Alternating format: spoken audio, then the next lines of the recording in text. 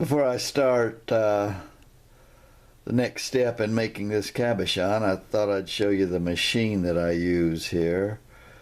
You can see it's an old Highland Park machine. It's got 8-inch diamond wheels on it. This one over here is an 80 grit. This one's 100 grit. Over here has space for 2 more wheels or expandable drums. Right now I've just got some of the cabs I've been working on there. I generally use an expandable drum right here. In fact, you can see it sitting in the background back there. I've got it off now because I'm turning the shaft at about 3,000 RPM.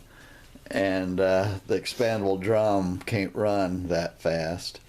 You can see I've got the 3-step pulley on the machine and on the motor, and right now I'm running it at the highest speed. You can see I'm on the biggest pulley over there and the smallest pulley over here. It gives me about 3,000 RPM.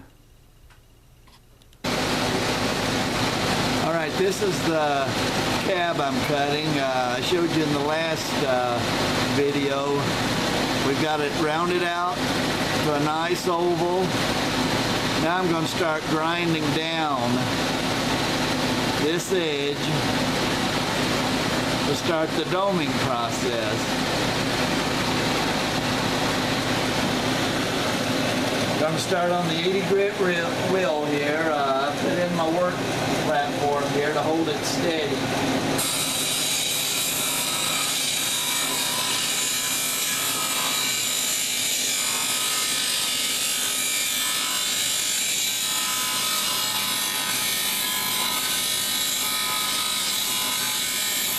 You can see I'm holding the dop stick at about a 45-degree angle. That'll give me a nice flat cut that I can work from. And we're going to take the whole process. I'm not going to do any pauses. So you'll see the whole cutting process.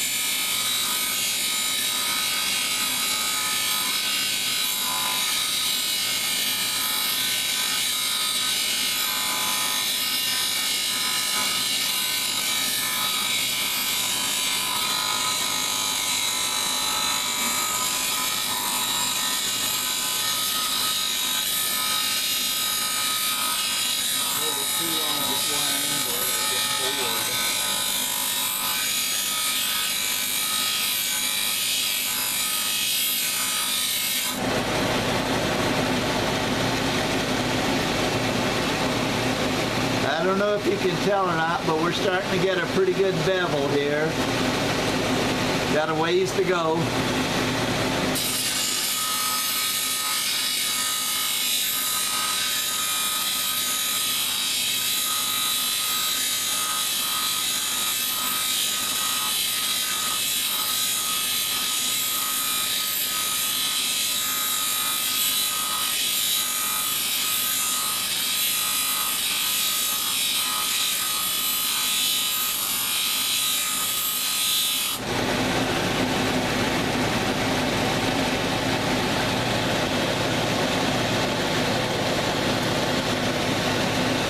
I don't know how well that shows up, but you should be able to see that I'm getting a good bevel here. The girdle around there is pretty straight. I got one little dip in it right here I'll have to work on.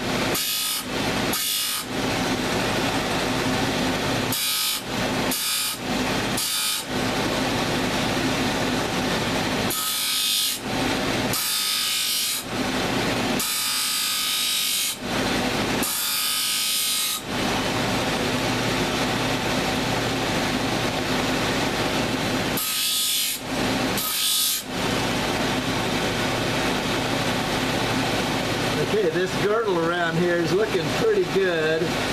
Still got a slight dip right there, but that'll come out as I continue to work on it. I'm going to bring it down just a little deeper.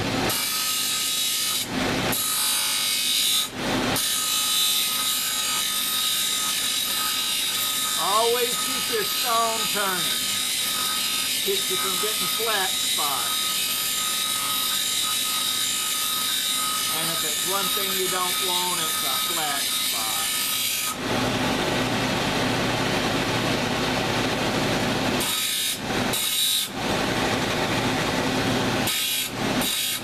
By using a magnifying hood like I'm wearing, I can get a really nice close look at what I'm doing.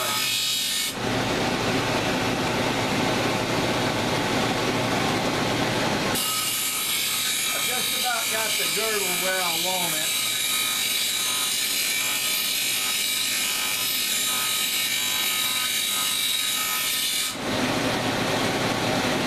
Looking really pretty good. Okay, you should be able to see this. I got a nice 45-degree angle there, all the way around. So I'm gonna start working on this angle here just a little. So I'm gonna take that 45-degree angle and cut it about in half. Grind a little more off there.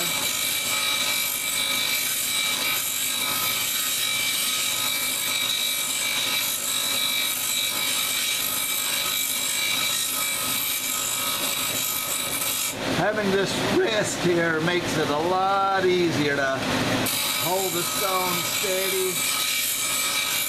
Gives you a more consistent cut.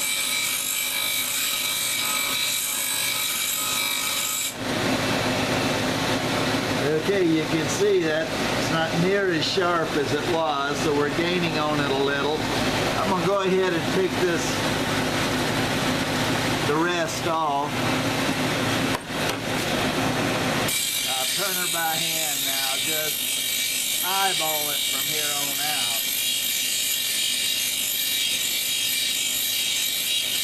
You always want to keep plenty of water on your stone. I like this system.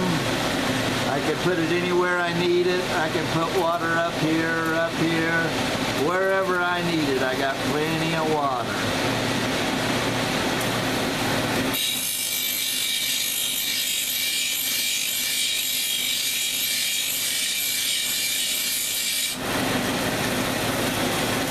Starting to get fairly well domed on top. I've still got a flat area up here though. I'll have to start working on. It takes a while.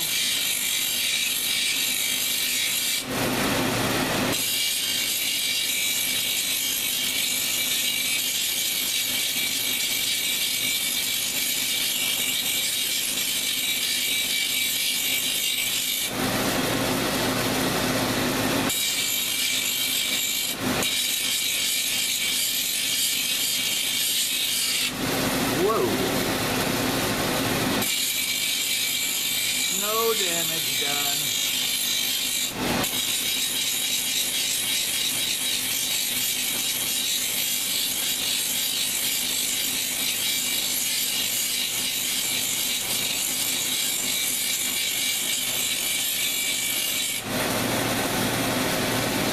Looking pretty good. You can see it's getting rounder. We about lost the edge here.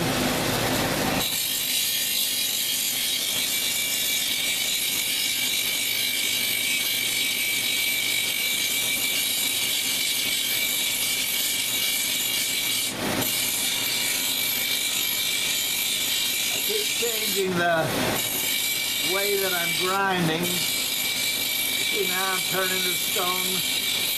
Then I can go like this. It all helps get you a consistent cut across the entire stone. It's looking really pretty good right now.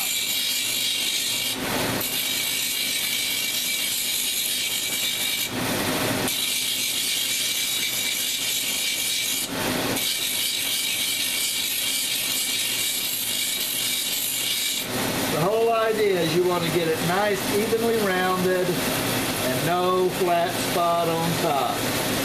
You get a flat spot on top, and if you don't get it off before you go to the next step, you'll have big trouble getting it off. Always make sure you got it good before you go on to your finer sanding.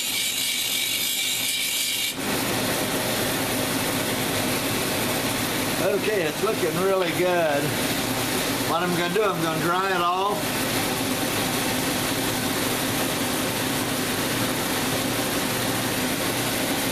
I'm going to take a marker.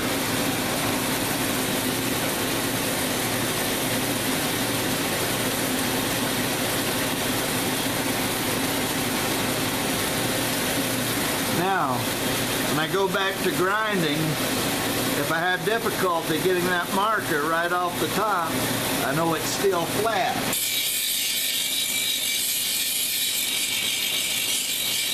Even though it looks rounded, I know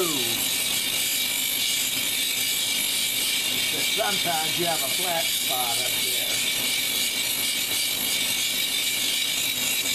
And in just a minute, I will know.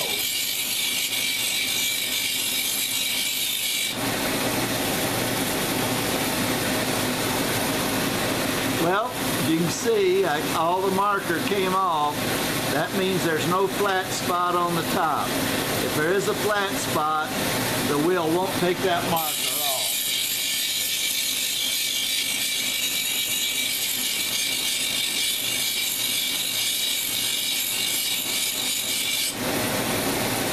In other words, I've done a pretty fair job on this one.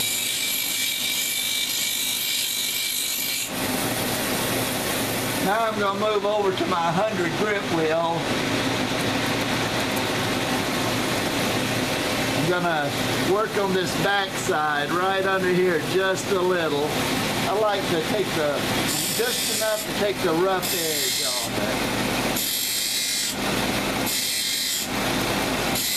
it. Get that sharp edge off. It won't chip near as easy if you drop it or do something crazy with it. So now I'm going to go ahead. At this point, I'm really not removing any material to speak of. I'm just getting the marks from that 80 grit wheel off it. This is only 100 and this is an 80, but this wheel is a lot newer and a lot more aggressive than this one. This is an older wheel. And it doesn't grind very fast, but it will take the marks from that other wheel off.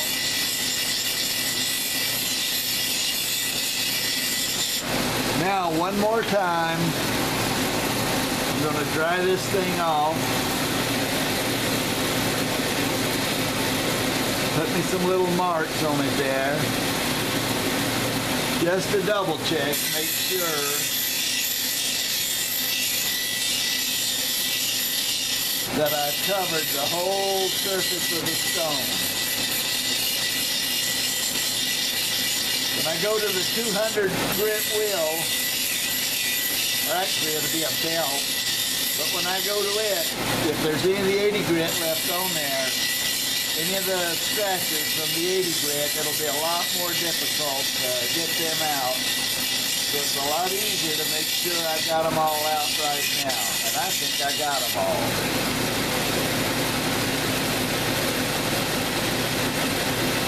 And see just a touch right in the white spot there.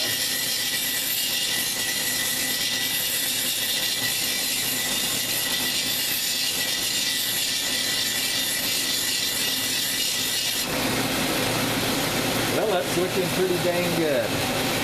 I think I've got a nice shape there. So I'm going to shut her down and I'll put the expandable drum on and then we'll go to the sanding process.